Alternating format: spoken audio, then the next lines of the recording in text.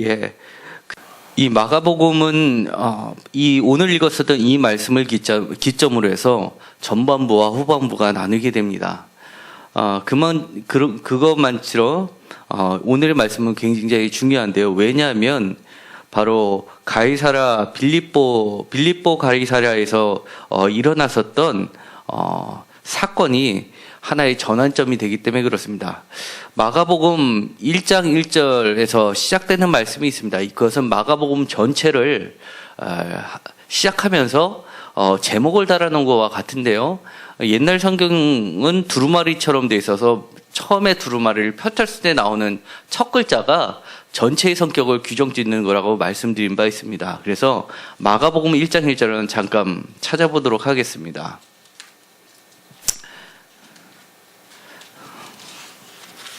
마가복음 1장 1절을 다 함께 읽겠습니다. 하나님의 아들 예수 그리스도의 복음의 시작이라. 아멘. 그런데 이게 원어로 보면요, 우리가 시작이라 이렇게 서술어처럼 해가지고 되어 있는데요. 이게 해석이 굉장히 난해한 문장 중에 하나입니다. 이 헬라어는요, 우리나라 말이나 영어처럼 보호가 필요 없는 말입니다. 예를 들어서 비동사가 있고 그다음에 주격 보호가 있어서 이다를 형성하는 게 아니라요, 비동사가 빠져도 얘기가 되는 겁니다. 그러니까 이게 이 마가복음 전체가 하나님의 아들 예수 그리스도의 복음의 시작이다 이렇게 번역할 수도 있고요. 다음에 시작하는 이 모든 것들이 예수 그리스도의 복음의 시작을 알리는 것이다 이렇게 번역이 될 수도 있습니다. 그래서 학자들은 이거를 두고 굉장히 난해한 구절 중에 하나로 뽑는데요.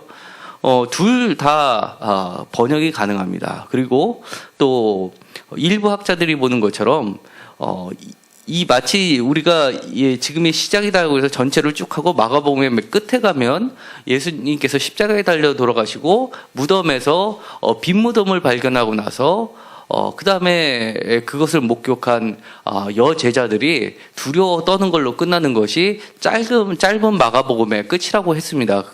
그러니까 그것이 마치 미완성처럼 느껴지지만 이것을 만약에 두 번째처럼 해석하면 그 부분이 드디어 시작을 알리는 부분이 될 수도 있기 때문에 굉장히 좋은 번역일 수가 있습니다. 16장 9절을 보시면요, 그 밑에 각주에 보시면요, 9절부터 20절까지 없음되어 있습니다. 그러니까 8절에 보면은요, 여자들이 몹시 놀라 떨며 나와 무덤에서 도망하고 무서워하여 아무에게도 아무 말도 하지 못하더라로 끝나는 부분이 이제 본격적인 시작이 되는, 복음의 시작이 되는 거로 표현될 수도 있다는 말씀입니다. 왜 그 뒷부분은, 긴 부분은 없냐라고 했을 때, 고대 사본 중에서 오래된 사본들에 대해서는 그 뒷절 9절부터가 없습니다. 그리고 나중에 생겨난 사본들은 9절 이하부터가 있기 때문에 어쨌든 오늘날 성경에는 그것을 전체를 실어 놓되 그렇게 각주를 들어서 표현을 하는 겁니다. 그런데 이 마가복음에서 예수 그리스도의 복음의 시작 이렇게 되어 있고 그리스도라는 말이 들어가 있는데, 이 그리스도가 이 뒤부터는 1장부터 해서는 쭉 나오지 않고요, 다시금 처음 나오는 장면이 바로 오늘 읽었었던 본문 8장에서 나오게 되는 겁니다. 오늘의 본문 8장 29절을 다시 한번 읽겠습니다. 다 같이 한 목소리 읽겠습니다. 또 물으시되 너희는 나를 누구냐 하느냐? 베드로가 대답하여 이르되 주는 그리스도시나이다. 그 다음에 30절을 읽겠습니다. 이에 자기의 일을 아무에게도 말하지 말라 경고하시고, 30절에서도요 보면 주는 그리스도라고 드디어 이제 밝혀지기 시작한 겁니다. 그것이 베드로에 의해서 인지가 되었고요. 그리고 나서 이것을 그 다음에서 잘했다가 아니라 아무에게도 말하지 말라 이렇게 얘기하십니다. 그런데 이 마가복음 맨 뒷장에 보면 아까 읽었었던 것처럼 여인들이 아무 말도 못하더라, 두려워서 떨면서 아무 말도 못하더라 하는 것처럼 비슷하게 매칭이 되고 있습니다. 그런데 그 다음에 더 독특한 표현은요, 바로 이 말씀 뒤에 31절에 인자 얘기가 갑자기 나오면서요, 인자가 나오면서 다 무슨 얘기가 나오면 고난 얘기가 나옵니다. 그 다음에 비로소 십자가에 달려 돌아가시는 이 얘기를 하시게 됩니다. 그래서 오늘 읽었었던 본문을 가이사랴 빌립보에서의 1차 순환 예고라고 하고요. 그 다음에 9장에서 2차 순환 예고, 10장에서 3차 순환 예고를 해가지고 3번에 걸쳐서 순환 예고를 하게 됩니다. 그리고 마지막 순환 예고가 끝나고 나서 소경 바디메오 눈 뜨는 사건이 기적이 베풀어지는데요.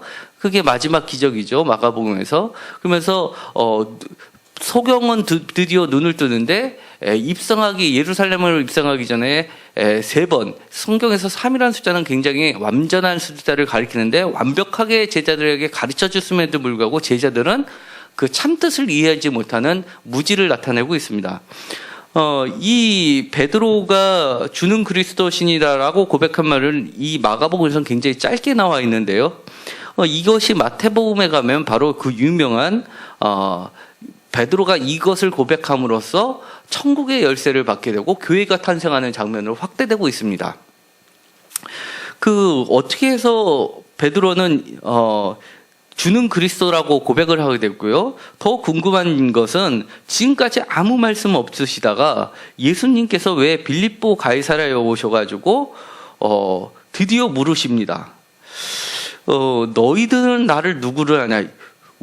바로 29절에 지금까지는 아무 말씀이 없으시다가 제자들한테 드디어 물으시는 겁니다. 얼마나 궁금하셨으면 참다 해서 지금 물어보셨을까라는 의구심까지 들게 만들 정도로 아주 나중에 와서 물으시는 겁니다. 왜 그랬을까요? 이 가이사랴 빌립보라는 빌립보 가이사랴 또는 가이사랴 빌립보, 영어로는 가이사랴가 먼저 나오죠. 가이사랴 빌립보, 한국말로는 빌립보 가이사랴 이렇게 번역이 되어 있는데요. 가이사랴 빌립보라는 지역의 특수성 때문에 그렇습니다. 가이사랴 빌립보라는 것은요, 가이사라는 것은 영어로 시저를 얘기하고요. 그 다음에 빌립보라는 것은 헤롯의 아들인 헤롯 빌립이 다스렸던 영토의 수도였습니다. 그래서 그 지역에다가 헤롯 대왕이 죽고 나서 그 중에 그 지역을 빌립이라는 아들이 그 지역을 다스리면서 거기다가 그 신전을 지었습니다. 그리고 거기다가 로마에 대한 충성심을 드러내기 위해서 시저라는 이름을 붙이고 그 다음에 자기 이름을 붙여가지고 빌립보의 가이사랴 이렇게 명칭을 하면서 다스렸던 지역입니다. 그렇기 때문에 굉장히 화려했고요. 그 다음에 로마에게 잘 보이기 위한 거였기 때문에 이 빌립이란 말도 사실은 헬라식 이름입니다. 히브리식 이름이 아니라, 그러니까 굉장히 헬라화된 문화를 가지고 있었고 굉장히 그리스나 로마의 친 성향을 띨 수밖에 없었죠. 근데 이곳에 무엇이 있었냐면 판신이라고 들어보셨을 겁니다. 판신. 판신이라는 것은 뭐냐면요. 양의 염소, 옛날에는 양이나 염소나 같은 개념이었습니다. 그러니까 사람의 얼굴과 몸통은 사람의 모양을 취했는데, 다리하고, 그 다음에 이제 하반신이죠. 하반신은, 염소의 하반신과 염소의 다리를 갖고 있습니다. 그리고 머리에는 염소의 강한 뿔이 달려 있고요. 그 다음에 이것은 이제 목동의 신입니다. 그 양이나 염소를 치는 그런 신이었고요. 그 다음에 숲속에서 살고 그 제우스 신의 아들로 나옵니다. 그런데 아주 망나니였고요. 그리고 굉장히 쾌락을 즐겼었던 신이었습니다. 그리고 그러다 보니까 여러 가지 로마의 신전에서 축제 행사를 할 때는 이 판신이 굉장히 숭배를 받았고, 여기는 거대한 판신이 있었습니다. 그러니까 주님께서는 이 지역에 오셔서, 이거는 갈릴리 호수에서 더 북쪽으로 헬몬산까지 올라가는 지역에 있었는데요. 거기서 그 장면을 보고 나서 많은 사람들이 거기에 숭배하러 왔을 때 제자들한테 물어보신 겁니다. 저렇게 많은 사람들이 저렇게 판신을 숭배하러 왔는데 너희들이 생각하기에 나는 누구라고 생각하느냐라고 물어보신 겁니다. 그러자 그 제자 중에서 베드로가 모든 사람들이 판이라는 신을 주라고 고백하지만 아니요, 저는 당신이 판이라는 것은 모든이란 뜻입니다. 그러니까 만물의 신이라고 생각하지만 저는 주님께서 만물의 신이십니다. 진짜 판신보다 더 위대하신 신이십니다. 유일하신 신이십니다라고 고백을 한 겁니다. 그러자 주님께서는 이것을 아무에게도 말하지 말라라고 얘기합니다. 그리고 나서 이유가 인자가 많은 고난을 받고 죽임을 당하고 사흘 만에 다시 살아날 것을 비로소 가르치시게 되는 겁니다. 그런데 이 베드로가 알기도 전에 사실은 이 8장을 오기 전에 이 예수가 그리스도라는 것을 안 사람들이 있었습니다. 예를 들어서 귀신들은 알았습니다. 마가복음 3장 1절에 가면은요, 귀신이 예수를 보고 나서 소리를 칩니다. 하나님의 아들 그리스도라는 고백을 귀신의 입에서 먼저 나옵니다. 그리고 나중에 십자가에 달려 돌아갔을 때는 이방인 백부장이 십자가에 달린 예수님을 보고 15장 39절에 가서 진실로 하나님의 아들이었다라고 고백을 하게 됩니다. 그리고 산헤드린 신문을 할 때 마지막에서 십자가 고난 앞에서 산헤드린 신문을 할 때 대제사장들이 그렇게 얘기를 하게 됩니다. 제자들 외의 그룹에서는 이미 예수님은 그리스도라는 것을 암시하고 있었습니다. 그런데 이 마가복음에서는 특별히 명시적으로 이 예수님이 그리스도라는 것을 나타낸 구절들이 나오는데요. 제일 첫 번째 나오는 게 세례 때 나옵니다. 그것이 다른 사람의 입에서 나오는 게 아니라 1장 11절에 가면 세례 때 하늘에서 소리가 들립니다. 그리고 두 번째 나오는 것은 9장 2절에서 8절에 나와 있는 변화산 사건입니다. 그러니까 이 첫 번째 말씀이 있고 두 번째 순환 예고하기 바로 직전인 변화산 사건에서 그 하나님으로부터 세례 때 들었던 음성이 그대로 반복이 됩니다. 9장 7절에서도 보면 내 사랑하는 아들이다라는 말이 나오고요. 그 다음에 마지막으로는 십자가에서 마지막으로 얘기가 됩니다. 그런데 여기서 예수님께서 가르치셨다고 하는데요. 그러면 왜 지금에서 가르치셨을까 하는 문제입니다. 예수님의 사역이 1장 14절에 처음 나옵니다. 그러면서 요한이 잡힌 후에 예수께서 갈릴리에 오셔서 하나님의 복음을 전파하여 이르시되 때가 찼고 하나님의 나라가 가까이 왔다. 회개하고 복음을 믿으라 하신다. 첫 번째 사역이 바로 선포였습니다. 복음을 전파하는 선포 사역이었고요. 두 번째 사역이 무엇이었냐면 21절부터 나오는 겁니다. 21절부터 나오는 가르침의 사역이시는데요. 21절에 안식일에 회당에 들어서 가르치시는데요. 그 내용이 보면은요 안 나와 있습니다. 22절에 보면 그 교훈의 논란이 그가 가르치는 것이 권위 있는 자와 같고 서기관들과 같지 아니하더라. 이렇게 짤막하게 나오는데요. 그 뒤에 있는 얘기를 보면은요 귀신 축출 얘기가 나옵니다.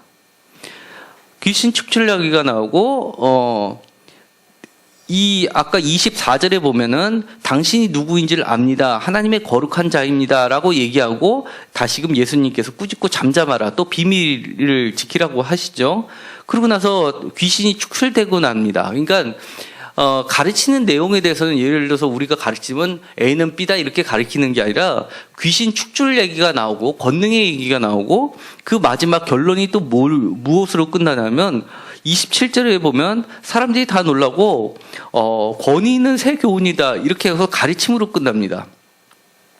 이게 진짜 가르침입니까? 아니면 귀신 축출 사건입니까?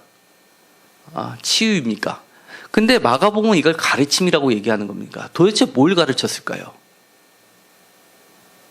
이 귀신 축출 사건을 통해서 가르쳐 주신 겁니다. 예수가 굉장히 권위 있는 자라는 겁니다. 사탄도 내쫓을 수 있는 권위 있는 자, 바로 그리스도라는 걸 가르쳐 주신 거지요. 이렇게 간접적으로 끊임없이 마가복음은 계속해서 가르쳐 왔던 겁니다. 그러자 이제 와서 베드로는 봐왔던 겁니다. 예수님의 선포와 가르침과 그 다음에 고침 사건들을 쭉 보고 귀신 축출 사건도 보고 병자도 낫게 하는 것을 보고 나서는 이분이야말로 진짜 그리스도구나라고 생각을 했던 겁니다. 그래서 33절에 보면 베드로가 32절에 예수를 붙잡고 항변을 했습니다. 돌아가시면 안 돼요. 당신이 어떤 분이신데 우리가 또 어떤 이유로 지금까지 쫓아왔는데 왜 당신이 없어진다고 하십니까? 당신은 영원한 왕이 되셔서 이 나라를 다스리고 우리들은 한 자리씩 취해야 될 것을 기대하고 지금까지 쫓았는데 무슨 말씀입니까? 하니까 그것을 사탄이라고 규정해 버리시는 겁니다. 그리고 나서 너희들이 내 진짜 제자가 되려면, 그리고 내가 다스리는 나라에서 너희들도 함께 다스리려면 너 자신을 부인해라 라는 겁니다. 그리고 내가 십자가를 지는 것처럼 너희들도 똑같이 십자가를 지고 너희들의 십자가를 지고 나를 따르라는 겁니다. 그리고 이것이 바로 나와 복음을 위한 것이라는 겁니다. 그러니까 마가복음 1장에 나왔던 복음의 시작이라는 그 복음이 또 어디서 여기 나오냐면 바로 오늘의 본문에서 35절에 복음이라는 말이 다시 한번 나오게 됩니다. 그런 것처럼 이 가이사라 빌립보에서의 사건은 매우 중요한 겁니다. 그리고 나서 그 뒤에 인자의 얘기가 나옵니다. 그러면서 주님이 규정하신 그리스도, 그러니까 마가복음을 전제로 하는 겁니다. 오늘 새벽 예배 때는 요한복음을 전제로 해서 그리스도에 대해서 살펴봤지만 마가의 복음에 의해서 예수님이 말씀하시는 그리스도는 첫 번째 고난받는 인자입니다. 두 번째는요 38절에 나와 있는데요. 다 같이 한 목소리로 읽겠습니다. 누구든지 이 음란하고 죄 많은 세대에서 나와 내 마음을 부끄러워하면 인자도 아버지의 영광으로 거룩한 천사들과 함께 올 때 그 사람들을 부끄러워하리라. 두 번째는 이 중요한 말씀인데요. 고난받는 인자가 다시 살아나서 그 다음에 어떻게 된다냐면 아버지의 영광으로, 첫 번째 아버지의 영광으로, 두 번째 거룩한 천사들과, 세 번째 함께 온다는 겁니다. 예수님이 얘기하신 그리스도의 개념은 바로 이겁니다. 그리스도라는 건 기름을 부은 왕이고요, 제사장이고 선지자인데요. 이 베드로는 이것으로 봤을 때는 철저하게 오늘의 본문을 8장을 기준으로 봤을 때는 정치적인 왕을 상정했었던 것 같습니다. 그런데 예수님께서는 아버지, 그러니까 하나님의 영광이라고도 하지 않고 직접적으로 이렇게 호칭을 해버립니다. 아버지의 영광이라고 얘기합니다. 그러면서 하나님의 나라의 다스림은 바로 그리스도가 다스리게 되는데, 그게 바로 하나님의 영광으로 거룩한 천사들과 함께 올 때, 그러니까 이것은 재림을 이야기합니다. 파루시아라고 전문적인 용어로는 얘기를 하는데요. 파루시아는 재림을 얘기하고 다시 오심을 얘기를 하시는 겁니다. 그러니까 예수님께서 마가복음에서 얘기하신 거는 십자가에 달려 돌아가시고 부활하시면서 복음이 이미 시작이 됐고, 그리고 너희들은 그 비밀을 맡은 자라는 겁니다. 그리고 언제까지 인자이신 예수께서 그리스도가 되셔가지고 아버지의 영광으로 다시 오실 재림 때까지 그 비밀을 너희들에게 맡겨주시겠다고 얘기하는 겁니다. 이제 결론으로 가려고 합니다. 그러면 우리들은 이 인자라는 것은 다니엘서 7장 13절과 시편 110편 1절의 말씀을 마지막 절은 섞어 놓은 말인데요. 두 가지를 성취하는 구절입니다. 우리는요, 예수님을 어떤 자세로 따라왔는지를 한번 점검해야 할 필요가 있습니다. 예수님께서는 철저히 우리를 악한 세대에 비밀을 맡은 자로 부르셨습니다.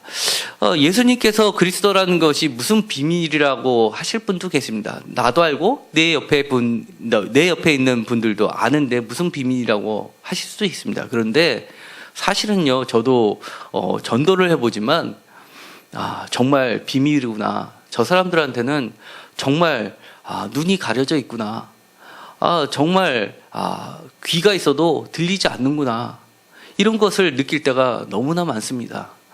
주님께서는 마가복음에 있는 독특한 마가복음에만 있는 아주 중요한 말씀이 있는데요. 그것이 바로 뭐냐면 스스로 자라나는 씨앗 비유입니다.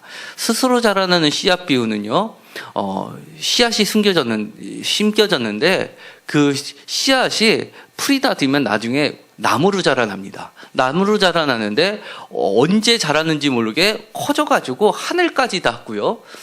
풀이 이제는 나무가 돼서 가지가 뻗어지고 온갖 새들이 다 거기에 깃드는 나무가 돼버립니다. 우주서가 돼버리는 겁니다. 그것이 요한계시록에서는 생명나무가 되는데요. 하나님의 나라는 우리가 자고 깨고 모르는 사이에 성장하고 자라난다는 겁니다. 이미 하나님의 나라의 비밀이 이 땅에 심겨졌고 예수 그리스도에서 심겨졌고 지금도 그 하나님의 나라는 성장하고 있습니다. 우리가 자고 깨는 사이에 하나님이 그것을 키우시고 계시는데 우리를 그 예수님과 복음을 위한 제자로 부르셨다는 겁니다. 그래서 우리는 주님께서 오실 때까지 열심히 그 때를 놓치지 말고 노력을 해야 되는데요. 문제는 우리가 그 재림을 얼마나 인식하고 있느냐인 겁니다. 어떤 분들은요, 내가 죽을 때까지는 절대로 재림은 일어나지 않을 거야 라고 굳게 믿고 있는 분들도 상당히 있을 겁니다. 그리고 또 어떤 분들은 아니야, 내가 죽기 전에 주님이 다시 오는 것이 분명히 있을 거야 라고 기대하시면서 사신 분들도 계실 겁니다. 그러나 그때는 아무도 모른다고 했는데 중요한 거는 우리가 그 시기에 관계없이 주님께서 다시 오실 것을 얼마나 기대하고 주님이 다시 올 때를 대비해서 주님 앞에 사는 것처럼 사느냐 못 사느냐가 더 중요하다는 얘기입니다. 우리가 주님께서 맡겨주신 그 사명을 잘 감당하고 있는지, 그것이 우리가 베드로처럼 주님을 그리스도라고 고백하는 수준인 건지, 아니면 그 이후에 너는 사탄이구나 책망받는 수준으로 변질돼 버리는 것인지, 사실은 지금에 와서 다시 한번 점검을 해봐야지만 참 제자가 될 수 있다는 것입니다. 잠깐 화면을 보도록 하겠습니다. 그 사해고요. 요 옆에 이제 예루살렘이 있고 이게 이제 요단강입니다. 요단강을 쭉 타고 올라가면 여기가 바로 갈릴리가 있고요. 갈릴리 호수 위에 가버나움이 있고, 그다음에 베세다가 있고, 막달라가 있고, 가나가 있습니다. 왼쪽에는 이게 바로 이제 티베리아 호수인데요. 여기서 쭉 더 올라가면 그 위쪽에 지금 안 보이는 데가 이제 헬몬산이 있고, 여기가 제일 높은 데입니다. 여기는 꼭대기에 이제 만년설이 있을 정도로 매우 높고요. 이 부분 바로 밑에 가이사라 빌립보라는 데가 있습니다. 그러니까 여기 가이사라 빌립보는 헬몬산으로부터 산꼭대에서 녹은 물이 내려와서 물이 많이 형성이 되고요. 이 깨끗한 물이 내려와서 이 풍부한 갈릴리 호수를 만드는 겁니다. 그렇기 때문에 그렇게 더운 지방을 가면은 상수원이라고 할 수 있는 데들은 언제든지 그 신성시대에 있었던 곳이었는데요. 여기 보시면 이게 바로 이제 판신을 그려놓은 겁니다. 판신을 보면은 머리에 염소의 뿔이 있고요. 그다음에 피리를 갖고 있습니다. 이건 마법 피리인데요. 이것을 그 피리를 보면은 많은 사람들이 이제 공포에 떨게 만드는 마술피리입니다. 그리고 요정들을 유혹할 때 쓰는 피리기도 하고요. 그래서 우리가 영어로 해서 패닉이라는 말을 쓰죠. 공포에 떠는 것을 패닉. 이게 판에서 나온 말입니다. 그리고 이게 목동신입니다. 그래서 염소의 다리와 이렇게 하반신을 가지고 있는 신이고요. 이런 모양을 갖고도 있고, 우리가 유럽 같은 데 가면 이렇게 많이 이렇게 염소의 뿔을 다는 이런 문양을 가지고 벽에다 붙여놓은 것인데, 이게 다 이거 판신을 숭배하는 것들이고요. 그다음에 이 판신의 요게 보면 요게 이 옆에 있는 게 요정입니다. 요정인데 시링크스라는 요정을 유혹하는 장면인데요. 이 피리가 바로 우리가 팬파이프라고 부르지 않습니까? 이 팬파이프도 이제 펜신에서 나온 겁니다. 여기는 갈대를 7개의 가닥으로 만든 건데요. 그래서 이렇게 여기 펜신이 이렇게 유희를 즐기는 장면으로 나와 있습니다. 이런 모습으로도 이제 표현이 되기도 하고요.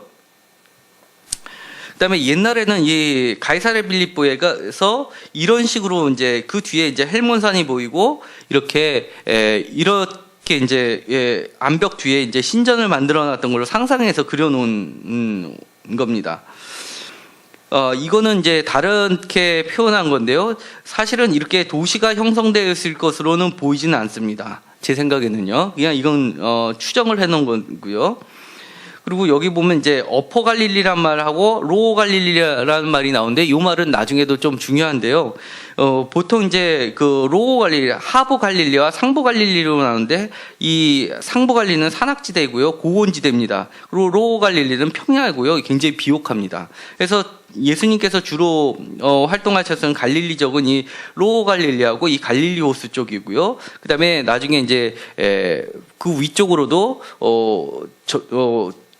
전도를 많이 가셨죠. 그래서 베세다와 가버나움과 회개하지 않는다라고 하신 게 여기고요. 그리고 이게 지금도 가면 이렇게 물이 많이 흐른다고 합니다. 그러니까 더운 지방에서 이 물은 굉장히 신성시됐었던 거기 때문에 이렇게 깨끗한 물이 넘치니까 당연히 많은 사람들이 여기 와서 경배를 했겠죠. 그리고 이게 거기 신전에 가면 그 조감도를 이런 식으로 그려놨다고 합니다. 그러니까 그 고고학자들이 상상했었던 모습이 이런 식의 모습인데요. 지금의 모습은 이렇습니다. 가보면 이것이 이렇게 요 안에다가 판신을 여기다 모셔놨던 것으로 추정을 하고 있고요. 이렇게 몇 개 있는데 이런 모양이 아까 봤었던 요런 모양으로 됐을 가능성이 있는 것처럼 보고 있는 겁니다. 그리고 지금도 보면 이 앞에 이제 많은 기둥들이 있죠. 그러니까 상당히 이 앞쪽까지도 규모가 굉장히 컸을 것으로 보고요. 이런 식의 될 가능성이 굉장히 높은 거죠. 그리고 이거는 로마에 있는 건데요. 이거는 판신은 아니지만 비슷합니다. 판테온 신전이라고 하는데 이것도 마찬가지로 판은 모든 것을 하고 테온은 신이고요. 오는 건물입니다. 이 판테온 신전이 로마에 있는 건데 이거하고는 관계련이 없지만 이렇게 판에 관련 신들이 관련된 거예요. 이거는 이제 거기에서 누군가 관광지에 있었던 걸 찍은 건데요. 흐리게 나왔지만 이게 판신인데 이게 과 목동의 신으로 나와 있고요. 이게 주전 1세기 때 굉장히 되었고 여기는 이제 온천 샘선연천들이 있었던 걸로 보이고요. 가이사랴 빌립에 의해서 세워졌다는 거, 헤롯의 아들인 빌립에 의해서 세워졌다는 것을 나타내고요. 그다음에 여기서는 이제 다른 표지판에서는 주전 3세기부터 섬겨왔던 페이건은 이방인들이니까 이방 제의를 얘기를 하고 있습니다. 그리고 여기 헬몬산하고 위치가 바로 보면 여기가 판신이 바니아스라는 데가 바로 가이사랴 빌립보고요. 요 바로 위가 바로 헬몬산이 굉장히 가깝습니다. 여기서부터 이제 쭉 타고 내려오는 거니까 생각보다 가까운 거죠. 그리고 지금도 보면 이렇게 물이 굉장히 폭포가 돼서 나올 정도로 하고 바로 이 밑이 이제 판신이 있는 것이고요. 이렇게 밑에서 이렇게 떨어지는 거, 이 앞에 또 호수가 성소되어 있을 정도로요. 이 가이사랴 빌립보는 딱 보기만 해도 그 위용이 정말로 정말 이게 신이구나라고 여길 수밖에 없게 만드는 겁니다. 그 상황에서 저건 신이 아니야, 저건 가짜야. 정말 주님이 저 판신보다 더 위대해. 저 물이 사실 곳에 있는 물이 만약에 끊긴다 그러면 그 밑에 대 이스라엘 전체는 말라 죽게 되는 겁니다. 하나의 젖줄이나 마찬가지인데, 또 이스라엘 사람들에서 생명 같은 게 바로 목축이었죠. 그런데 그런 숲과 숲이 형성되려면 또 물이 기본적으로 받침이 돼야 되는데, 그런 모든 자연을, 인간 생활하고 관련된 모든 것을 쥐고 흔드는 판시인 앞에서 저건 신도 아니야, 정말 주님이야말로 나의 신이십니다 고백하는 것이 베드로의 시작이었던 겁니다. 그러면 우리가 주님께서는 요구하십니다. 베드로에게 물었던 것처럼 너는 나를 그리스도라고 고백했니? 근데 그 그리스도의 의미가 과연 너한테는 무엇이니? 라고 물어보시는 겁니다. 정말 우리는 주님의 재림이 나하고 관련이 없는 거로 여기면서 사는 제자가 되느냐, 아니면 주님의 재림을 기다리면서 그것을 준비해가면서 주님과 같은 길을 가려고 하는 참 제자인가, 결단의 시간이 되었으면 좋겠습니다. 기도하고 마치기로 하겠습니다.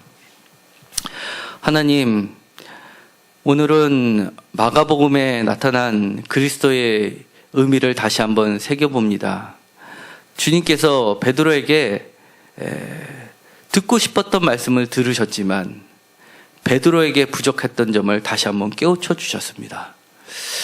저희들에게도 분명하게 알려주셔서 혹시나 제가 또 이 예배에 참석하고 있는 자들이 주님의 재림 앞에서 주님의 재림을 기다리지 않고 참 제자로서 살지 못하고 있다면 바로 세워주시옵소서. 그리하여 주님의 칭찬받는 참 제자가 되어서 주님께서 다시 오실 때, 하늘의 권능을 가지고 다시 오실 때 정말 새 이스라엘을 다스리는 자들이 될 수 있게 축복 허락하여 주옵소서. 예수님의 이름으로 기도드렸습니다. 아멘.